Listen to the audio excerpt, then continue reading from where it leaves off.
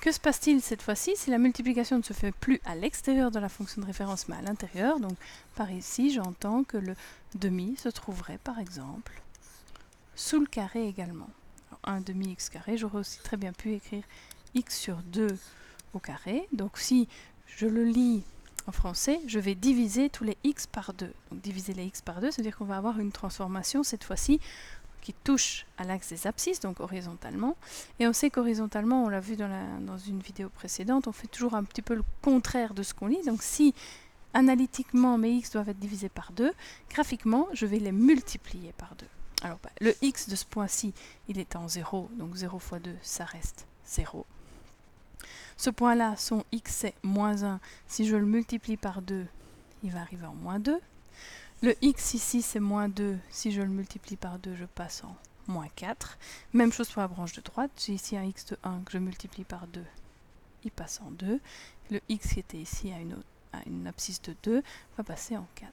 Et donc j'ai une parabole qui a d'une part l'air aplati verticalement, mais en réalité, qu'est-ce qu'on a fait? On l'a étiré horizontalement, de manière à ce que chacune des abscisses se retrouve 2 fois plus loin par rapport à l'axe des y. Ce qui était à distance de 1 est maintenant à une distance de 2. Ce qui était à une distance de 2 se trouve maintenant à une distance de 4. Donc on a fait ici un étirement de facteur 2 sur l'axe des abscisses.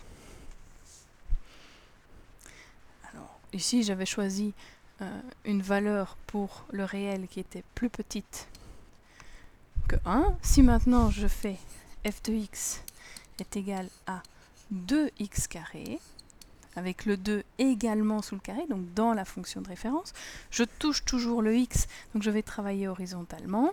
Je fais le contraire de ce que je vois que je dois faire x2 au x. En réalité, je vais diviser tous mes x par 2. Donc celui-ci qui se trouvait à une abscisse de moins 1, si je la divise par 2, j'arrive à moins 1 demi. Celui qui était ici en 1 arrivera en 1 demi. Et les points qui se trouvaient respectivement en 2 et en moins 2 vont passer en 1 et en moins 1. Et donc on a une parabole qui cette fois-ci a subi une compression horizontale, donc j'ai resserré les branches l'une vers l'autre, compression horizontale de facteur 2.